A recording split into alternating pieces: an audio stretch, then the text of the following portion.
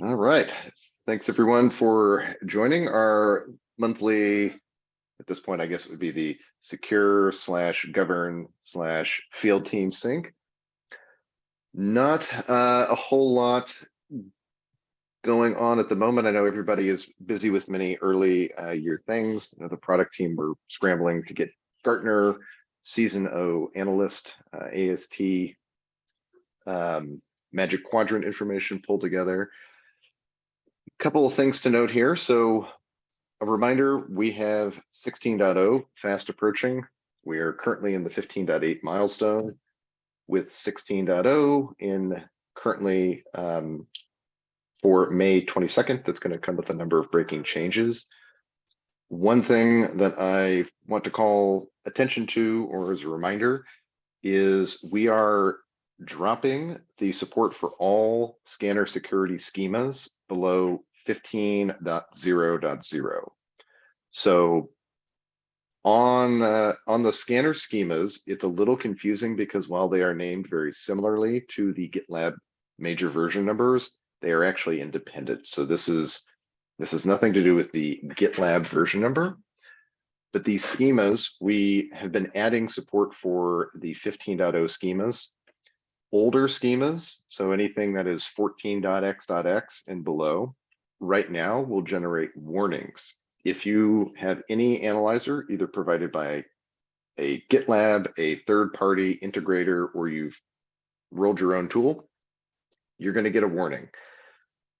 With 16.0, those older schemas are going to switch from warnings to errors, and the reports will not be ingested. So we are working separately with the Alliances team to make sure that all of our official integration partners are duly aware. So deprecation notices, of course, went out earlier in the year.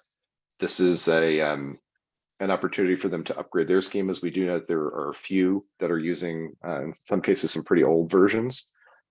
This is more important for if you have any customers or accounts where you are aware that they may have integrated a tool themselves, where they may be using something internally.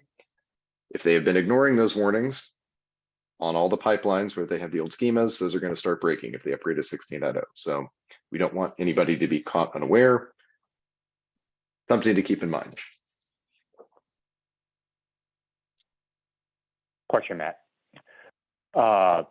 Is there any, if it's in the docs, let me know, I'll just read them.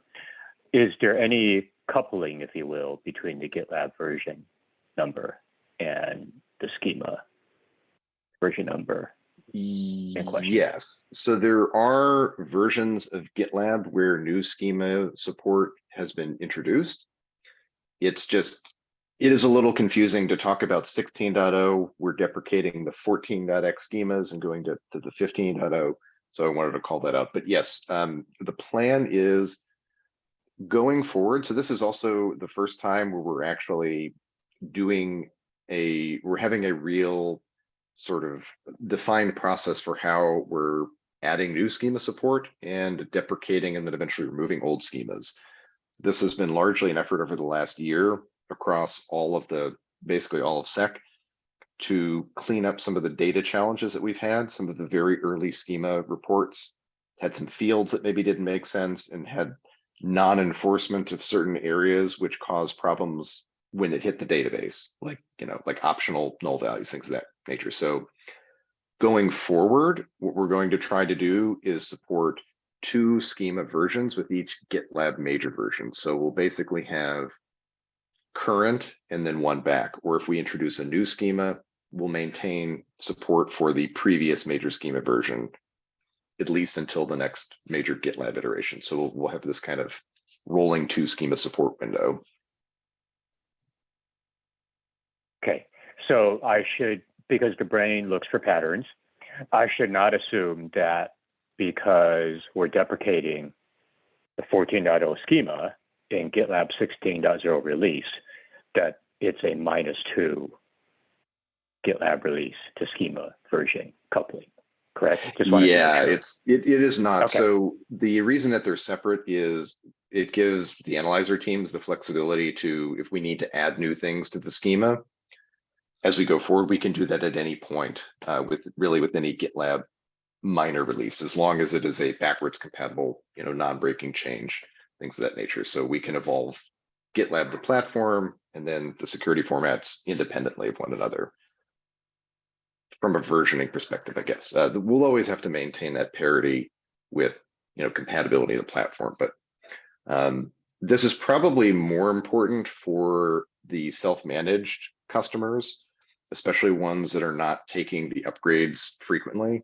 So if they want to use the 16.0 or 16.1 as an excuse to jump forward versions, this may be something that could bite those folks if they have those integrated tools that are not on the latest schema formats. If they're taking the GitLab analyzers, when they hit that, they'll have the right schema, so that won't be a problem. Cool, got it. Thank you. Great questions.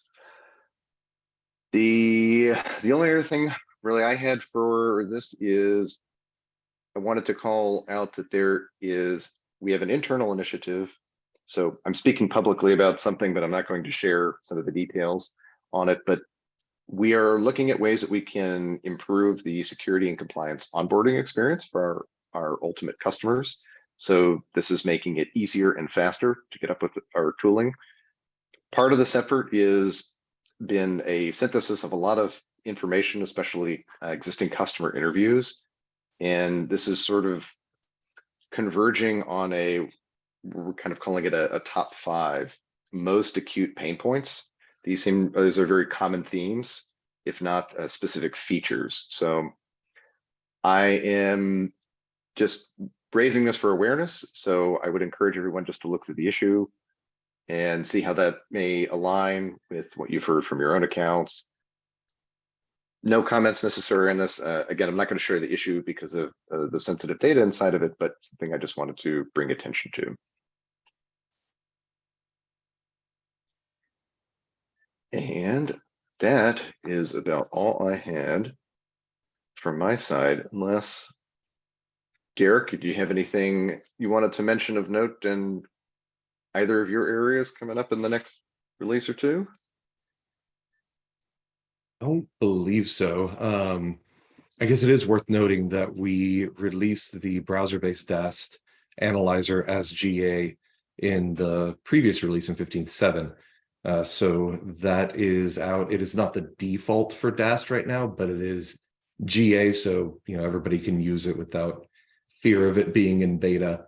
But otherwise, I don't think I have anything else to call out. Right, that's a good call-out reminder.